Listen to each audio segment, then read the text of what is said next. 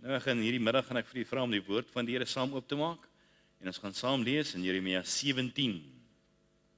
Jeremia 17.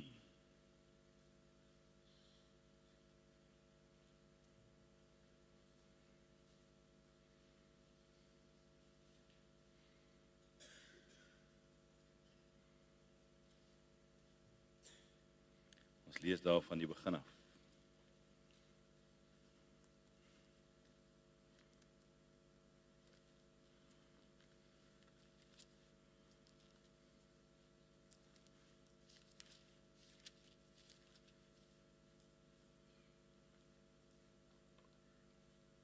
Ek lees vir ons voor. Die sonde van Juda is geskrywe met 'n ystergriffel. Dit is met 'n diamantpunt. Dit is gegriffel op die tafel van hulle hart en op die horings van julle altare. Telkens as hulle kinders aan hulle altare dink en aan hulle heilige boomstamme by die groen bome op die hoë heuwels, my berg en die veld, jou rykdom, al jou skatte sal ek as byt gee. Ekskuus tog julle, hier is nou fout op hierdie skerm vir my. Kom ons probeer lees in die Bybel. Ek lees van vers 2 af.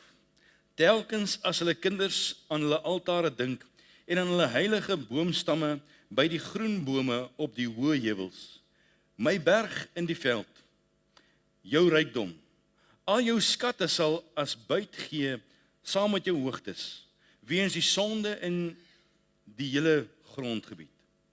En jy sal uitval, en dit deur jouself, uit jou erfenis, wat ek jou gegee het. En ek sal jou vyande laat dien, in 'n land wat jy nie ken nie. Want julle het 'n vuur aangesteek in my toren, tot in ewigheid sal dit brand.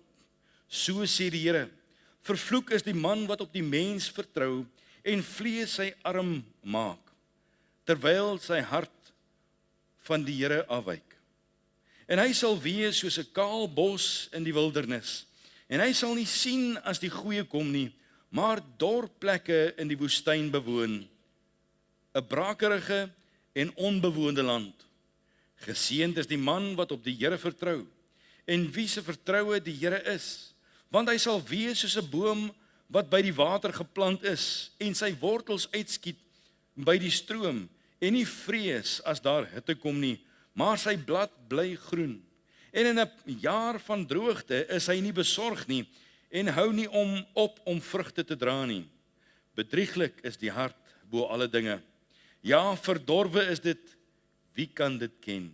Ek, die Here, deursoek die hart, toets die niere, om aan elkeen te gee na sy weë, volgens die vrug van sy handelinge.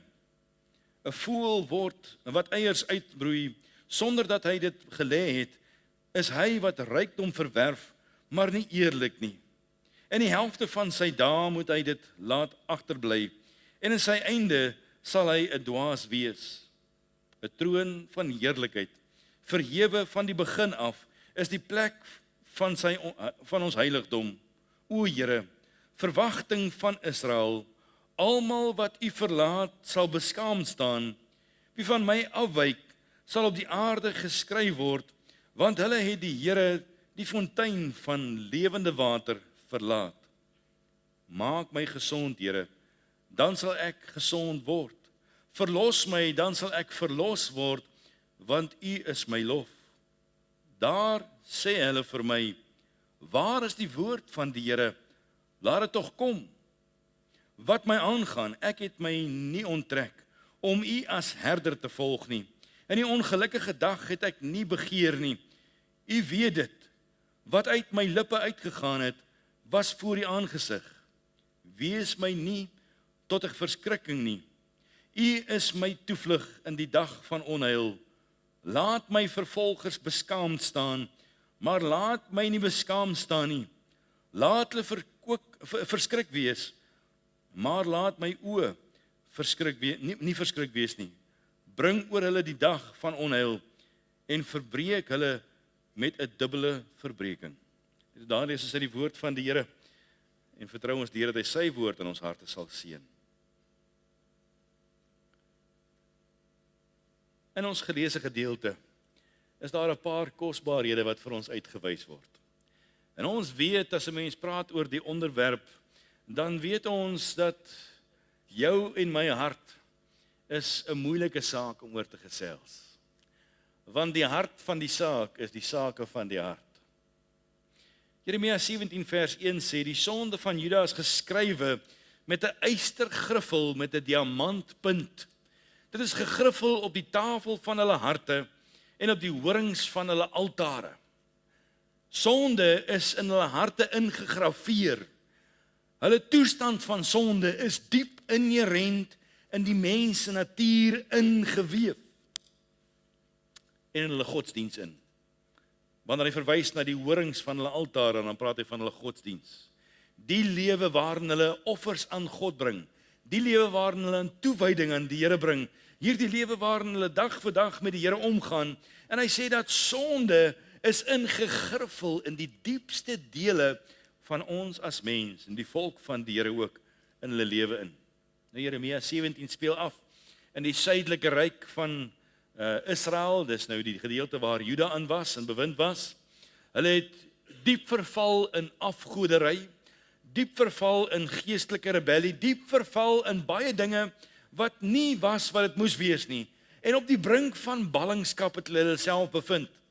Jeremia wys hulle daarop dat die grootste sonde van alles waarmee hulle besig was diep inherent binne in die hart. Innerlike sonde. Wat vir baie dalk nie opsigtelik was nie. Innerlike sonde wat volgens die woord van die Here vir hierdie mense eintlik eenvoudig afgoderry was, want wat diep in die hart aan die gang was nie welbehaaglik voor die Here nie. Hy leer hulle om te kies. Tussen om hulle geloof en vertroue te plaas op mense of hulle volle vertroue te plaas op die Here. En so 'n keuse vir die lewe wat hulle moes maak, wat opgeëindig het by of oordeel as hulle die mens kies, of seën wanneer hulle dan die hand van die Here kies en hom vertrou. Maar 'n diep gewortelde probleem. Want die hart van die saak is die sake van die hart. Jy sien, hierdie mense het begin om alliansies te vorm met die vyande. Hierdie mense het alliansies begin vorm met die wat nie deel was van die volk nie. Hierdie mense het alliansies gevorm en hulle harte was mislei gewees omdat hulle met ander dinge begin besig geraak het. En God se dag het hulle begin ontheilig. En die hoofsaak is dat die volk wie se harte die probleem was, nie besef het dat hulle hart is die groot uitdaging nie. Matteus 5 vers 8 en vele ander verse in die woord van die Here gee ons baie kondisies, baie dinge wat van die hart van die mens gesê word. En het ek so deur die woord van die Here geblaai en gekyk na elkeen van hierdie verse wat praat oor die hart van die mens. En elke keer iets beskryf van die hart van die mens. En wil ek amper vanaand so amper soos 'n Bybelstudie saam met jou deur die woord van die Here blaai. En die eerste vers waar ek wil hê jy moet oopmaak is by Matteus 5 vers 8. Matteus 5 vers 8 praat oor hierdie saak en hy sê salig is die wat rein van hart is, want hulle sal God sien. Jy sien, hy wys vir ons in daardie vers dat daar 'n kondisie vir jou en vir my om saligheid te kan beerwe. Hy praat van 'n kondisie vir jou en vir my om 'n gemeenskap met God te kan ingaan, 'n kondisie wat vir jou en vir my daar gestel word in die woord van die Here, sodat ons kan weet daar's 'n voorvereiste vir elke kind van God om naby aan God te kan leef. Dinge wat God van jou en my verwag, dinge wat vir hom belangrik is, en wat vir hom belangrik is harte wat rein gemaak is. Ja, God het 'n verwagting van elkeen van ons. 'n Rein hart is die begin waar God aan 'n mens se lewe begin werk. En hy begin in ons harte al meer en al meer kom reinig, om dit wat onopsigtelik is in ons harte te kom openbloot maak, sodat hy kan hom skoon maak. 'n Rein hart is waar God se salwing in ons lewens kom rus. Die salwing van God lê nie in ons vingers nie, die salwing van God lê nie in ons voete nie, dit lê in ons harte. En dit werk deur tot in ons vingers, deur tot in ons voete, deur tot in elke deel van wie ek is en wat ek is. Rein harte is waar mense bruikbaar word vir die Here. Wanneer ons harte tot beskikking stel van die Here, wanneer ons harte openbloot stel voor die Here, en God toelaat om die werk te kom doen in ons binneste, en ons die hart van die saak kom aanspreek, sodat God die saak van ons hart kan kom aanspreek, dan kan ons op die plek kom dat ons kan let op ons verhouding met die Here.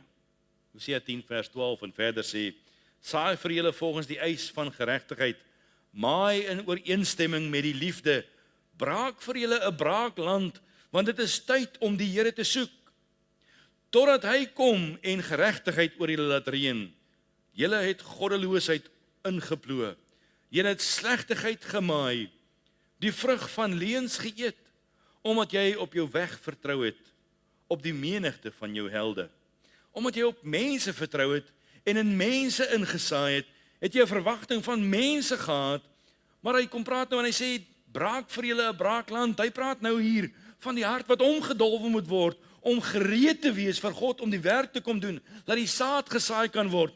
Hy sê, want dit is tyd om God te soek. En so is dit vir jou en vir my in ons lewens. As ons dink aan die saak van jou en my hart, dan is dit tyd vir jou en vir my om God te soek. En dit begin altyd in die hart. Lukas 2 vers 19 is die volgende vers wat ek graag vir u wil uitwys.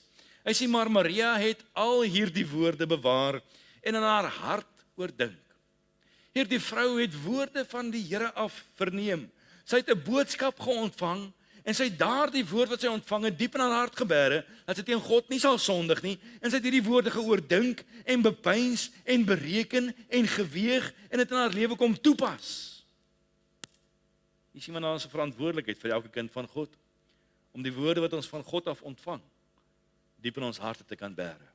En die saak van die hart kan nie aangespreek word, as die woorde nie in ons hart bewaar word en oordink word nie. Daarom moet ons die Here vertrou, ons Here kom wys vir ons, dat ons die verantwoordelikheid van elkeen van ons harte voor U, ons deel sal maak.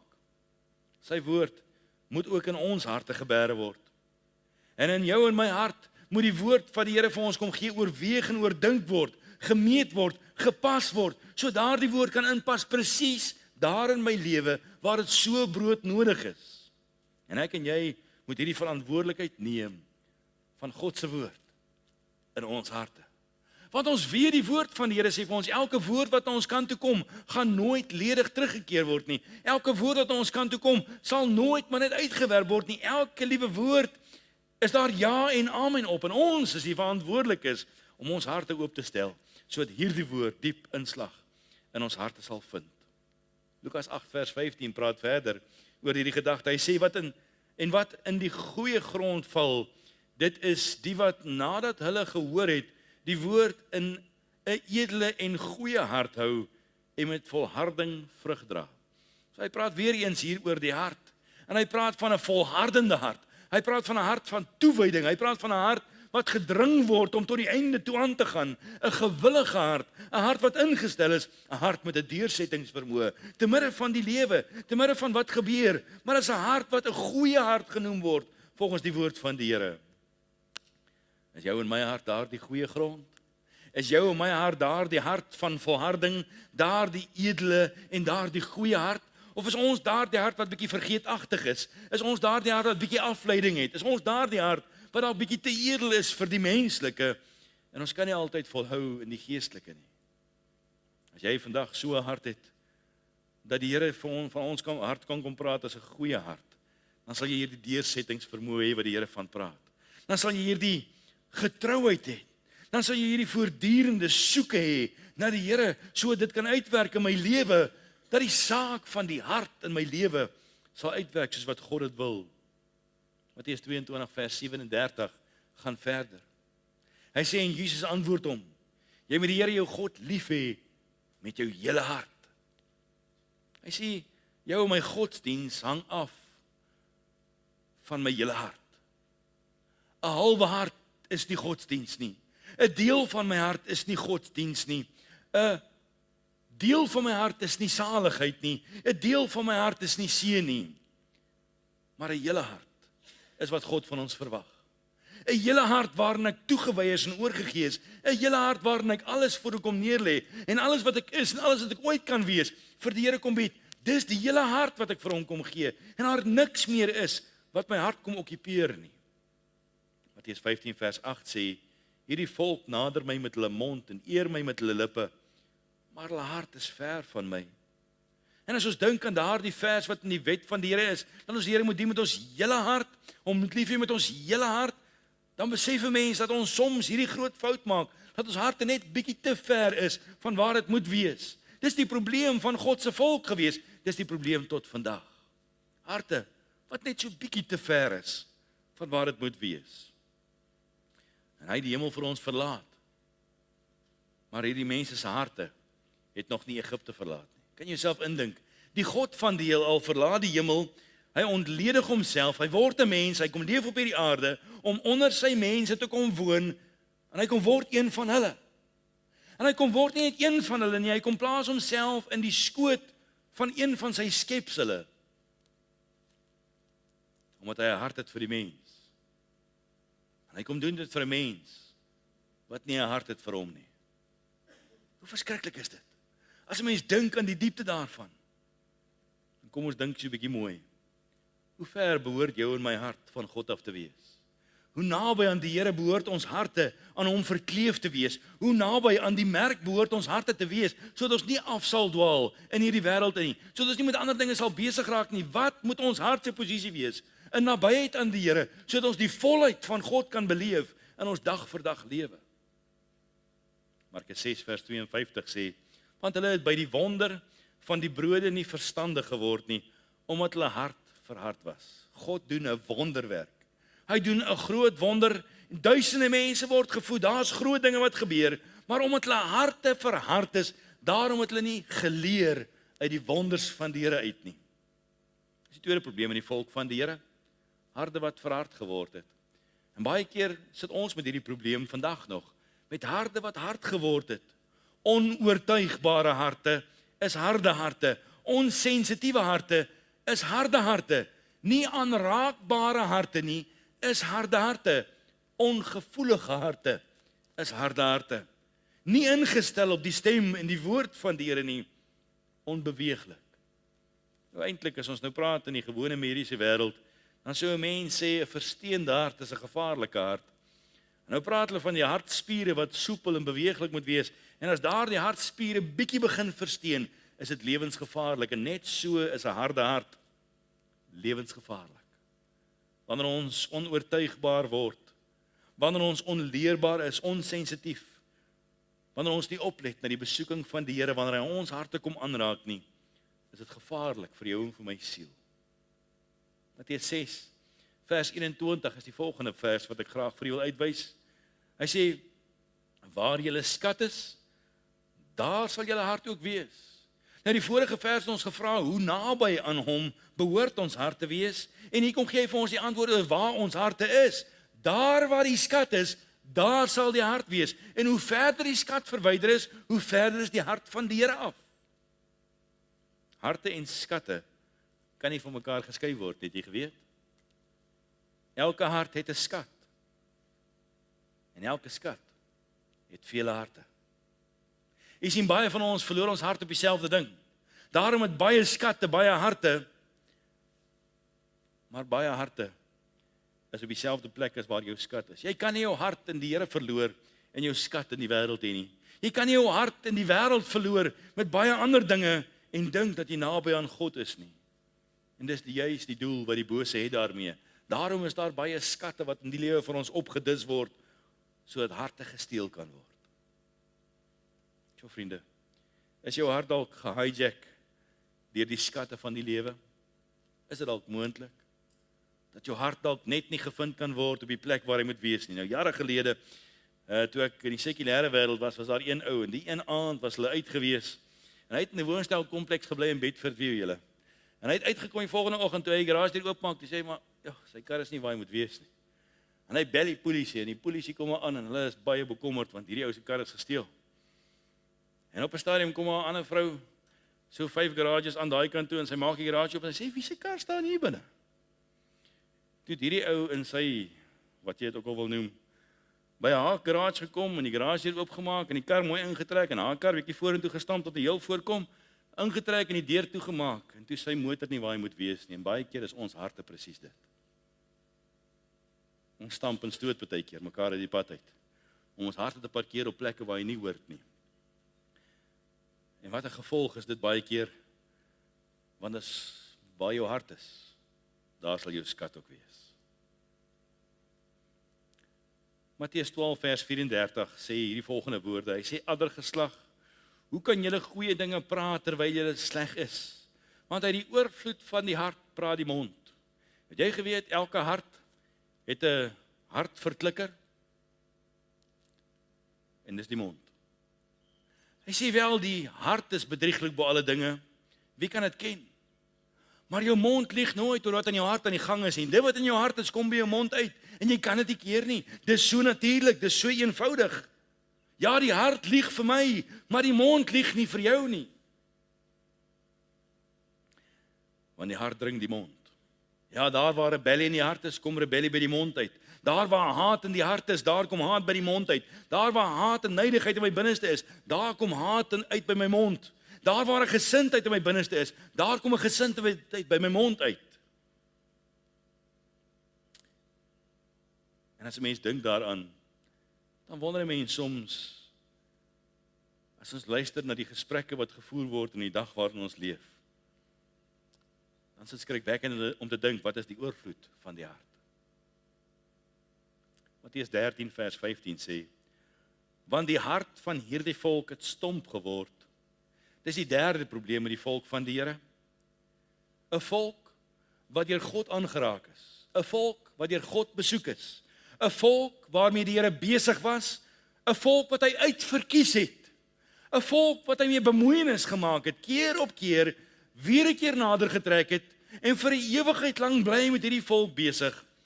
En hy kom sê hierdie woorde, want die hart van hierdie volk het stomp geword. En met die ore het hulle beswaarlik gehoor, en hulle oë het hulle toegesluit, sodat hulle nie miskien met die oë sou sien, en met die ore sou hoor, en met die hart verstaan, en hulle bekeer, en ek hulle genees nie. Harte wat stomp geword het. Harte wat stomp geword het, hoor nie meer wanneer God praat nie. Harte wat stomp geword het, sien nie meer wat God wil wys nie. Harte wat nie ingestel is nie, wat stomp geword het, verstaan nie die woord van die Here nie. Dis nie meer lewendig nie, dis nie meer kragtig nie. Dit transformeer nie meer die lewe nie, want die hart het stomp geword en is nie meer ontvanklik nie. Dis harte wat nie meer genees kan word nie. Dis harte wat stomp geword het. Ons lees baie van die hart van die volk. So heel eers praat hy van die volk van Israel, maar hy praat ook van jou en van my as kinders van die Here. En so maklik kan dit wees dat jou en my hart ook stomp geword het. Dit praat van 'n hart wat nog nie vernuwe is nie. Is 'n hart wat daar die sykant wat so bietjie stomp geword het, nog nie gevat is en bietjie geskaaf is en bietjie weggesny is nie. Hy sê hy kom haal die hart van klip wat stomp geword het. Kom haal hy uit my binneste uit en hy kom plant 'n hart van vlees in my binneste. En hy kom maak dit wat kliphard is. Kom maak hy sag sodat hy die snylem van die hemel kan vat. 'n diep tweesnydende swaard en kan kom wegkerf op die hart om 'n stomp hart weer skerp te kan maak, ingestel te kan maak. 'n teruggevalle hart is 'n verstompte hart. 'n hart wat teruggeval het in die hier en nou. 'n hart wat teruggeval het wat nie meer is wat dit was nie. Is 'n teruggevalle hart, is 'n stomp hart wat die Here van praat hierso. Of soos die psalmis leer, 'n hart wat nog nie gereinig is nie, is 'n hart wat stomp geword het. Dawid kom by die Here in Psalm 51 dat die Here sy hart sal kom reinig. Want hy besef dat sy hart het stomp geword en daarom het hy oor die tou getrap. Daarom het hierdie man die fout gemaak van sy leeftyd. Daarom het hy vir 'n oomblik sonde toegelaat en die gevolg van dit was astronomies groot. 2 Korintiërs 7 vers 1 sê die woord van die Here vir ons verder, terwyl ons dan hierdie beloftes het, geliefdes, laat ons ons van alle besoedeling van die vlees en die gees reinig en laat ons die heiligmaking in die vrees van God volbring. Jy sien alle besoedeling wat daar diep in ons binneste mag wees en ons harte moet gereinig word. En ons moet God toelaat om die werk wat in ons hart begin het te kom volbring. Want as dit nie gedoen word nie, kan ons nie kom by die vrees van die Here nie. Jy sien, die vrees van die Here begin diep in die hart. Die vrees van die Here begin nie in jou kleredrag nie. Die vrees van die Here begin nie in jou gedrag nie. Die vrees van die Here begin nie in jou gewoontes nie. Dit begin diep in die hart en as dit diep in die hart reg is, dan sal dit reg uitwerk in elke ander deel van my lewe. Maar as dan die vrees vir God in my hart is nie, dan raak ek roekeloos. En daarom moet ons die Here vertrou en sê, Here, die hart van die saak is die saak van my hart. En hy kom bid U vandag, Here, dat U asseblief sal kom en sal kom skoonmaak dit wat besoedeling is, dat U sal volbring dit wat nodig is, Here, sodat my hart vol van die vrees van God kan wees. Hoe meer rein my hart is, hoe meer vrees van die Here sal in my hart wees. 2 Timoteus 2 vers 21 sê die woord van die Here vir ons: As iemand hom dus hiervan deeglik reinig, sal hy 'n voorwerp tot eer wees, geheilig en bruikbaar vir die Here, toeberei vir elke goeie werk. So wat hy hier vir ons leer in Timoteus is, rein harte is 'n voorwerp tot eer van die Here. Hy sê vir ons rein harte is geheiligde harte. Hy sê vir ons rein harte is bruikbare harte. Hy sê vir ons rein harte is toebereide harte vir elke goeie werk. En sonder rein harte is dit onmoontlik vir ons om by die goeie werk uit te kan kom wat God in ons lewens wil hê. Daarom moet ons sê, Here, help ons asseblief. Kom was en kom maak skoon, sodat ons daardie rein hart kan hê wat toeberei is, wat voorberei is, wat ingestel is vir goeie werk in die hand en die akker van die Here. Maar sonder daardie reiniging van ons harte kan ons nooit kom by die plek waar die Here ons wil gebruik of wil hê nie. Titus 2 vers 14 sê die woord van die Here, wat homself vir ons gegee het om ons te verlos van alle ongeregtigheid en vir homself 'n volk as sy eiendom te reinig, ywerig in goeie werke. Jy weet, om by hierdie plek te kom om as sy eiendom gereinig te word, is 'n hartstransaksie. Jy word nie gekoop met geld nie. Dit word nie gekoop met enigiets anders nie, is 'n hartstransaksie. Sy bloed vir my bloed. En jou en my bloed is nie naaste by die waarde van sy bloed nie. En al wat God van ons verwag en ruil daarvoor is my hart. Hierdie hartstransaksie is die duurste transaksie wat die mens ooit kan kry. Weet jy waarom? Want dit gaan nie oor die hart nie, dit gaan oor wie is op die troon van die hart. Jy sien, ons is baie keer bereid om alles te laat gaan in die lewe. Ons is bereid om enigiets prys te gee, solank ons net die troonposisie van my hart kan bewaar, solank ons net die aandag kan wegskuif van die troonposisie van my hart. Maar solank wat daardie troonposisie nie syne is nie, solank kan die hart nie gereinig wees nie, solank kan ons nie ywerig wees in hierdie goeie werke nie. Daarom moet ons die Here vertrou en sê, Here, kom werk in ons 'n rein ywer vir hierdie goeie werke. Hebreërs 9 vers 14 sê die woord van die Here, hoeveel te meer sal die bloed van Christus, wat homself deur die ewige Gees aan God sonder smet geoffer het, julle gewete kom reinig van dooie werke om die lewendige God te dien. Klink vir my as ek daarna lees, God wil graag kom reinig. Klink vir my, God wil met ons harte besig wees. Klink vir my, God wil juist die dooie werke kom wegvat en dit lewendig kom maak. En dit begin diep in die hart, geen ander plek nie. En daarom moet ons die Here vertrou dat hy soveel te meer met jou en my hart besig sal wees. Elke tree van elke dag. Want die hart van die saak is die saak van my hart. Jakobus 4 vers 8 sê, nader tot God en hy sal tot julle nader. Reinig die hande julle sondaars en suiwer die harte julle dubbelhartiges. So hoe kan ek nader kom aan die Here? Hoe kan ek nader beweeg tot aan die sy van die Here? Hoe kan ek kom skuil by die Allerhoogste? Hoe kan ek kom intrek by hom en kom vertoef in sy heiligdom? Hoe kan ek dit geniet om in sy teenwoordigheid te kan wees? Hoe kan ek intiem wees met die Here? Wel, hy sê reinig julle hande en suiwer julle harte. En hy eindig hierdie versie af met hierdie woordjie van dubbelhartiges. En ons het hierdie groot probleem in ons menswees, is dat ons baie maklik tevrede kan wees met dubbelhartigheid. 'n Hart wat so 'n bietjie verdeel is tussen die akker van die Here en ander dinge. Daardie hart wat verdeel is tussen 'n bietjie vertroue op mense en bietjie vertroue op die Here. Daardie hart wat verdeel is bietjie tussen die hier en nou en die ewigheid. Daardie hart wat verdeel is tussen dit wat heilig is en dit wat onrein is. Daardie hart wat verdeel is tussen toewyding en my eie saak. So waarin is jou en my hart dalk vandag nog dalk net 'n bietjie verdeel? Die Here het my nog net so 'n bietjie versteur. In Johannes 3 vers 3 sê, en elkeen wat hierdie hoop op hom het, reinig homself soos hy rein is. So waarom moet ek besig wees om nader aan die Here te kan kom? Waarom moet ek besig wees? Want hierdie hoop is om by hom te kan wees, om naby aan hom te kan wees. Wat moet ek doen om naby hom te kan wees? Wel vriende, dis eenvoudig. Ek moet let op my prioriteite van my hart. Want prioriteite begin in die hart. Dit begin nie in die kalender nie. Dit begin nie in my skedule nie. Dit begin nie in my beleggings nie. Dit begin in my hart. En dit behoort die fokus vir elkeen van ons te wees. om onsself te reinig in die hart. God te vertrou. Here, kom maak skoon, kom maak rein, kom maak reg. Dit wat krom en skeef getrek is. Here, dit wat afgestomp is, kom maak dit skoon. Dit wat vuil geword het, dit wat besmet geword het, kom maak dit skoon, Here, sodat ons op hierdie plek kan fokus, dat ons rein harte voor God kan hê. So wat moet ek dan doen met my hart? Spreek in 23 vers 26 sê, my seun, gee my jou hart, en laat jou oë 'n welgevalle hê in my weë. Al wat God van jou en van my verwag, is om te sê, Here, hier is my hart. Here, ek kom en ek kom lê myself voor U neer. Here, ek kom gee my hart. Het jy al daardie gebed gebid om vir God te sê, Here, hier kom lê ek my alles voor U neer. Die troon van my hart, die belange van my hart, die sinne van my hart, die denke van my hart, Here. Dit kom gee ek vir U. Want as jy dit nog nie gedoen het, jy kan ons nie sê dat ons nie dubbelhartig is nie. As ons dit nog nie gedoen het, jy kan ons nie sê dat ons in die volheid van God leef nie. 1 Konings 2 vers 4 sê, sodat die Here sy woord mag vervul, wat hy oor my gespreek het, naamlik, as jou seuns ag gee op hulle weg, deur voor my aangesig getrou te wandel, met hulle hele hart, en met hulle hele siel, dan sal daar nie in jou 'n man op die troon van Israel ontbreek nie.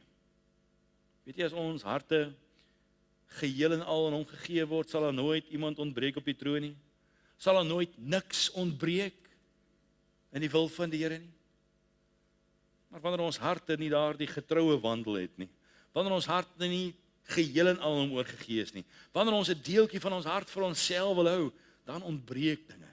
Dan kom ons aan die kortkant, dan beleef ons dat daar altyd tekortkominge is. Maar as ons alles kom neerlê en sê, Here, hier is dit, en ons hou niks terug nie, dan sal ons alles geniet wat God vir ons 'n gedagte het.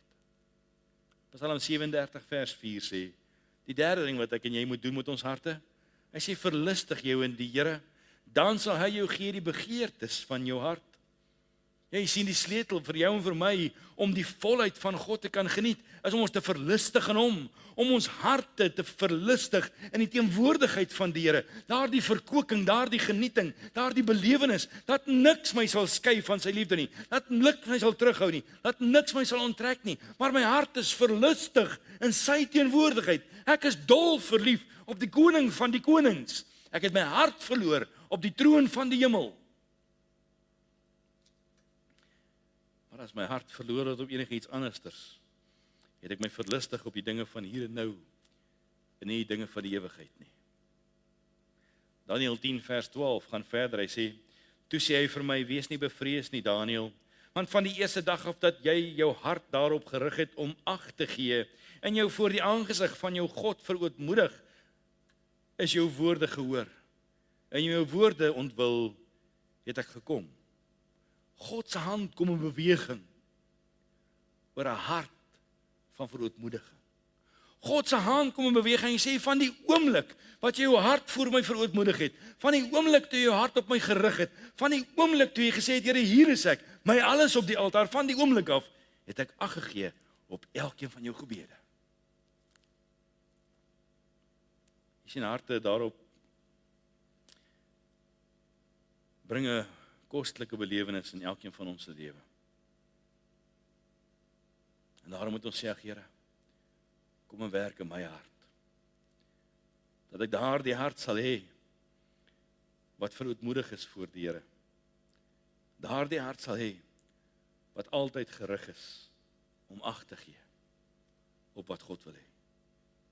2 Petrus 2 vers 14 sê, met oë vol van oorspel, wat nie ophou om te sondig nie. Hulle verlok onvaste siele. Hulle het 'n hart geoefen in hebsug. Hulle is kinders van die vervloeking. Hy praat hier van harte wat geoefen word in oorspel. Harte wat geoefen word in sonde. Harte wat geoefen word in hebsug. En hy sê ons moet liewers ons harte oefen in hom. Ons moet liewers ons harte oefen in godsaligheid. Ons moet liewers ons harte oefen in die ewigheid. Weet jy, want ons kan so ingestel wees in die tydelike fiksede van die lewe. Ons harte kan so gefokus wees op die hier en die nou, dat ons nie geoefen is in godsaligheid nie. 1 Petrus 3 vers 4 sê, maar die verborge mens van die hart in die onverganklike versiering van 'n sagmoedige en stille gees, wat baie kosbaar is voor God. Hy praat hier van die verborge hart van die mens wat onverganklike versiering is. Het jy geweet jou hart is versiering? Kyk, ons kom by Kersfees, dan sit allerlei versierings wat gehang word en die mense gaan groot. Wie hy stel nie belang in enig van daai goed nie. Hy kyk na 'n hart, want 'n hart is die versiering wat God wil hê. En hy sê hierdie hart wat versier is, word versier met sagmoedigheid en 'n stille gees. Dis die hart wat vir God versiering is. En hy sê dis kosbaar voor die Here. Het jy besef jou hart is 'n versiering? Is jou hart vandag 'n versiering voor die troon van die hemel? Is jou hart 'n versiering van jou innerlike mens? En as God na jou hart kyk, is dit vir hom 'n verkwikking om 'n hart te sien wat kosbaar is voor die Here. O vriende, ons is baie keer is ons baie dinge behalwe sagmoedig. En ons baie versiering in ons lewens wat alles tydelike versiering is. Maar die enigste plek waar in die Bybel van gepraat word van 'n positiewe versiering, is die versiering van jou in my hart.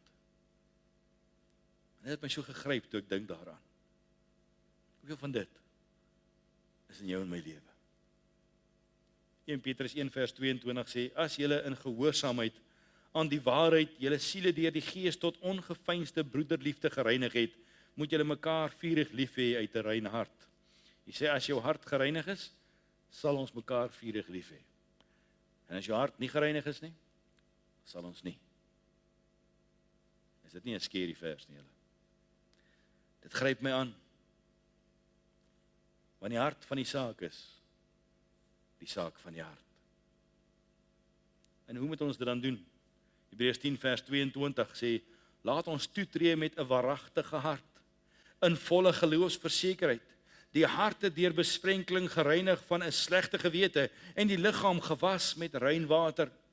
Hoe die Here verwag van jou en van my om toe te nader met waaragtige harte. Harte wat getoets is, harte wat die toets van tyd deurstaan het, harte wat gelouter is, harte wat skoon gewas is, harte wat besprenkel is, harte wat God op die proef gestel het. Harte waarvan ons nie oortuig is dat ons verkeerd is nie.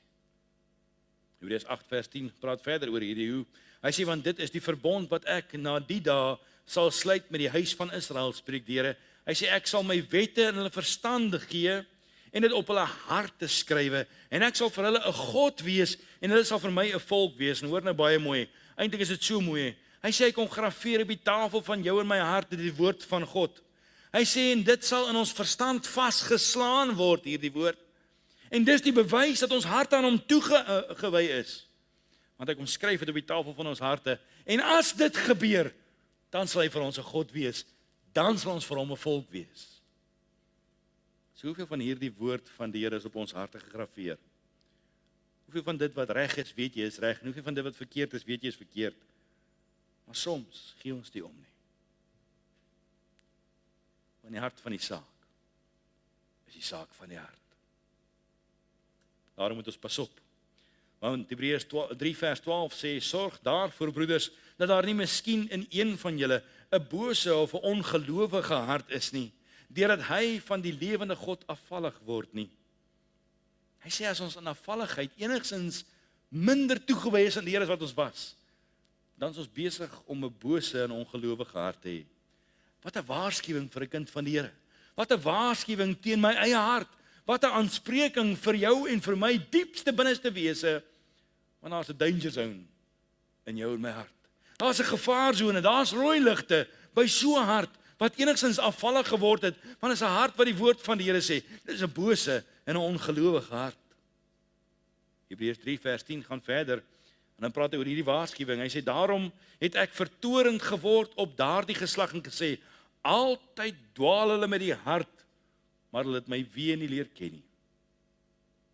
En ons lewe presies hier. As ons 'n halwe gap kry, dan dwaal ons harte ver weg. Hy sê, mense ken nie meer sy weg nie, want ons harte begin dwaal. En daarom moet ons die Here vertrou en sê, ag Here, kom, en gee vir ons daardie padkaart terug na waar U ons harte wil hê. Help ons Here om terug te kom by daardie plek, sodat ons harte nie sal afdwaal en sal besig raak met soveel dinge nie. Want Here, dis die rede waarom ons sukkel om die weg van die Here te kan loop. 2 Timoteus 2 vers 22 sê, maar vlug vir die begeerlikhede van die jonkheid en jaag na geregtigheid, geloof, liefde, vrede, saam met die wat die Here uit 'n rein hart aanroep.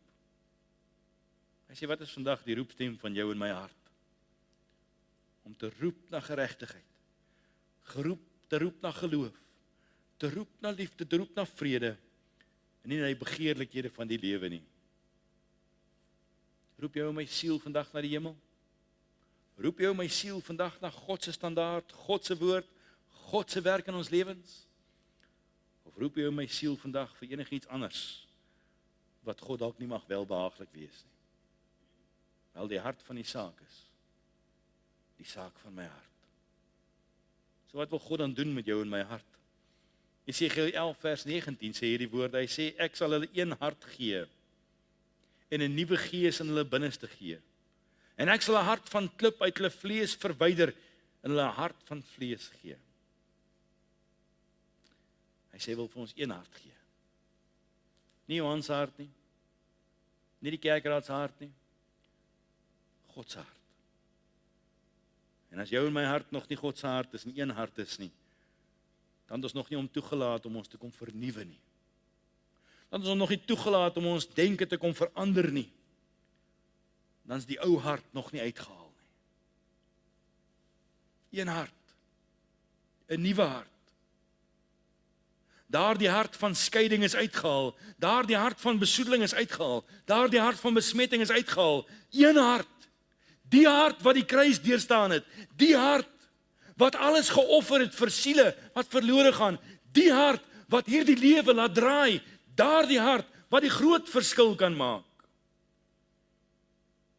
Psalm 78 vers 8 sê, nie word soos hulle vaders nie, 'n koppige en wederstrewige geslag, 'n geslag met 'n onvaste hart, en wie se gees nie trou was teenoor God nie. Hy wil ons onvaste harte wil hy kom verander in vaste harte. Nie meer koppig nie, nie meer wederstrewig nie, maar oorgegee vir die wil van die Here. Maleagi 3 vers 3 sê, en hy sal sit, 'n smelter en 'n reiniger van silwer, en hy sal hulle reinig en hulle louter, soos goud en soos silwer, sodat hulle aan die Here in geregtigheid 'n offer sal bring. Jy sien, dis nodig vir die reiniging en die loutering. Dis nodig vir die werk wat gedoen moet word, om deur die smeltkroes van harte te kan gaan, sodat 'n ongesuiwerde hart verander kan word, en die loof afgeskep kan word, dat ons harte kan wees wat voor God kan offer. Want 'n offer pas nie op 'n altaar, as 'n offer nie kom uit die hart uit nie. 2 Korintiërs 4 vers 16 sê die woord van die Here, daarom gee ons nie moed op nie, maar al vergaan ons uiterlike mens ook, nogtans word die innerlike mens dag na dag vernuwe. En as jy gedink het, hierdie ou hartjie van ons word een keer gereinig en is nou oor en verby, en is dit klaar, en sê nee, wag, hierdie innerlike mens, hierdie diepste deel van jou, wat niks en niemand van weet nie, wat niemand kan sien nie, daardie deel wat verskans is vir die mens, moet innerlik, dag vir dag, elke dag vernuwe word. Dis wat God wil doen met harte. Dis wat God wil kom doen in siele. Dis wat God wil kom doen in ons diepste wese. Want die dag as hy dit nie kom doen nie, is ek en jy terug op die troon. Efesiërs 4 vers 23 sê, en dat julle vernuwe moet word in die gees van julle gemoed.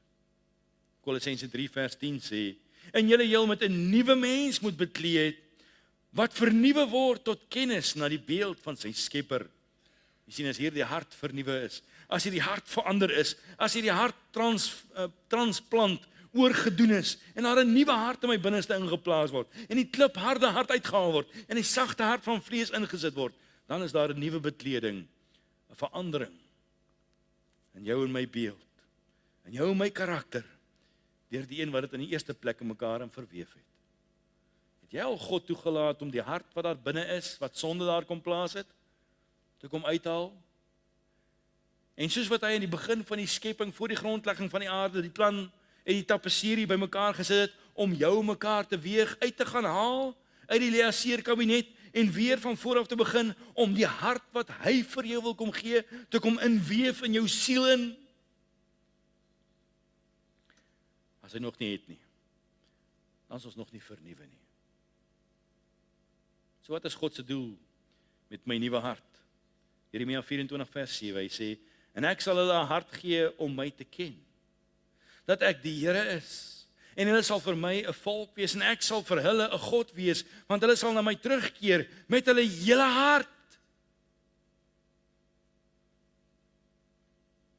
Hy sê, ek sal hulle 'n nuwe hart gee, vir een doel, om hom te ken.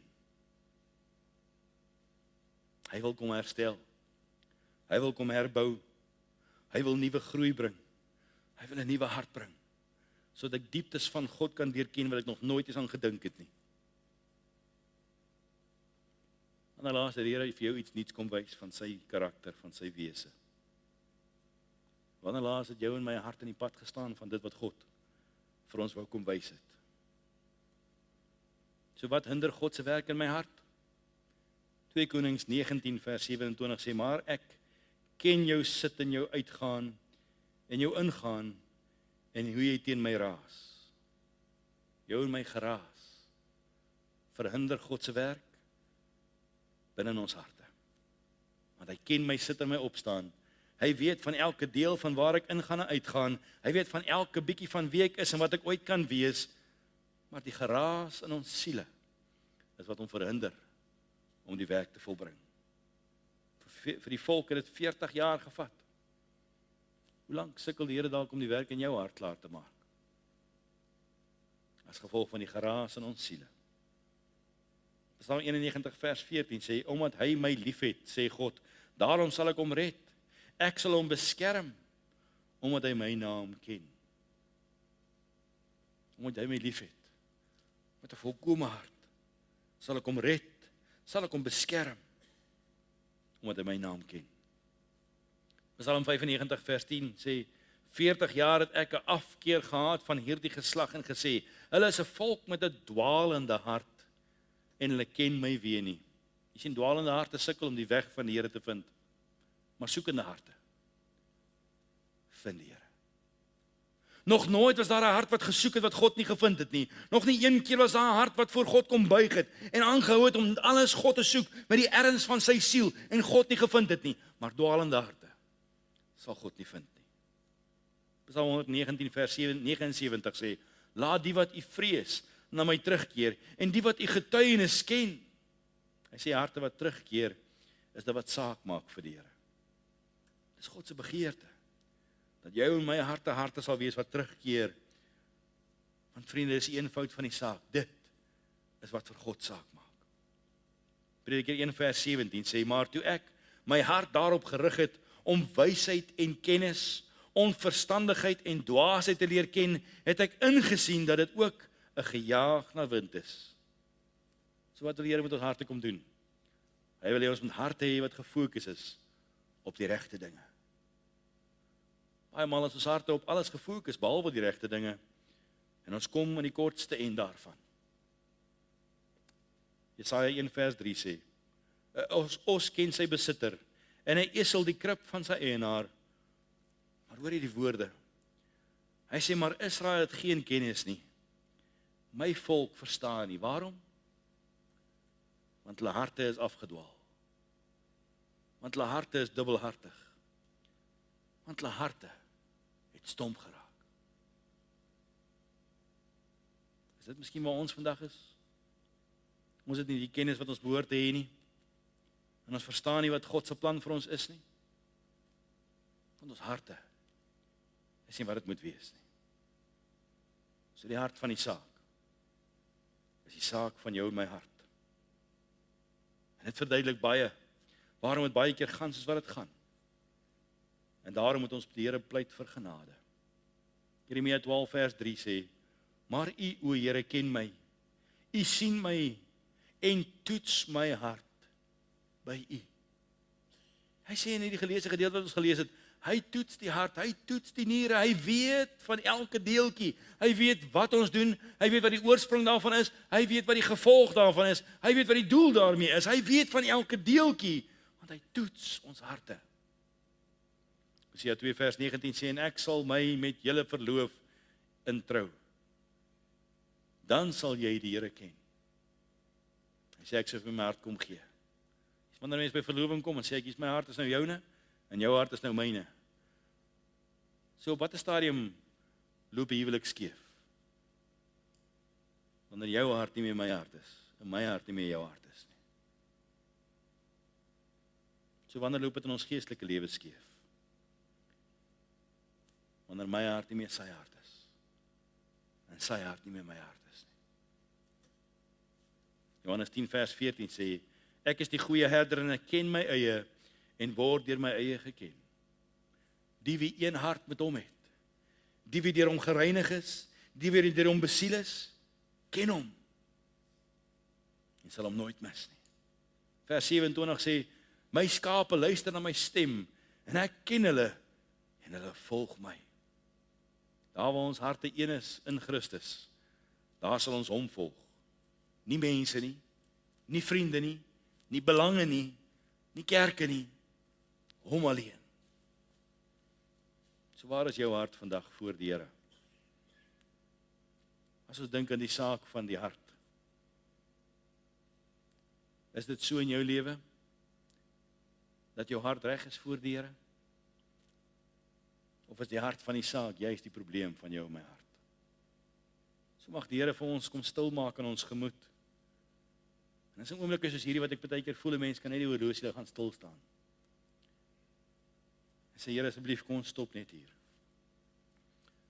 Ons kan nie bekostig om maar net aan te gaan en ons hoop maar vir die beste nie.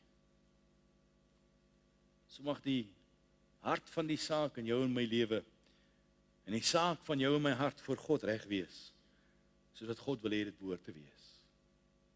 Kom ons buig ons harte, dan bid ons saam. Vader, baie dankie vir die wonderlike voorreg dat ons kan weet, U is die God van harte. U is die een wat harte toets, harte deursoek. U is die een wat weet van elke deeltjie van wie ons is en wat ons is. U het ons om mekaar verweef en Here, U wil in ons hart kom uithaal en 'n nuwe hart in ons kom insit. Ja, Here, U wil van vooraf kom inweef soos wat U dit die eerste keer gedoen het, maar hierdie keer diep, diep in ons siele. En ja, Here, ons besef vanaand die hart van die kwessie is die saak van ons hart. Daarom kom ons, Here. En dit voel eintlik of ons op ons knieë behoort te wees. As mens vir 'n oomblik in die woord van die Here kyk en besef dat die hart van die probleem is diep, diep binne ons elkeen. Daarom vertrou ons U. Daarom pleit ons om genade, Here. Daarom bid ons dat U in ons sal kom werk, dat U ons sal kom dring deur U liefde, dat U ons sal kom dryf, dat U in ons dit wat U begin het sal kom volbring, Here, sodat ons harte volkome sal wees, soos wat U wil hê dit moet wees. Ons bid dit in Jesus naam. Amen. Vriende, kom ons gaan 'n lied saam sing tot eer van die Here om die diens mee af te sluit. Baie, baie dankie.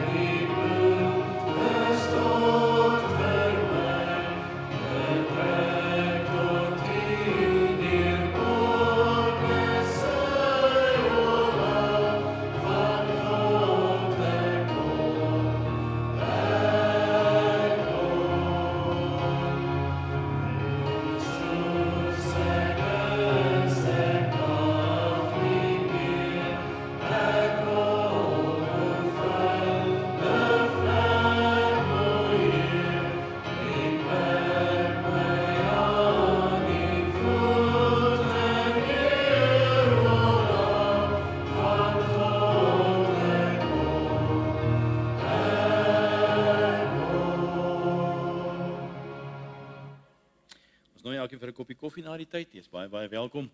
Kom ons buig die harte, ontvang die seën van die Here en gaan in sy vrede. Mag die genade van ons Here Jesus Christus, die liefde van God, ons hemelse Vader, En die tere opsoekende gemeenskap van die Gees van God met die elkeen wees. En die hart kom aanraak, soos wat net hy alleen kan. Amen.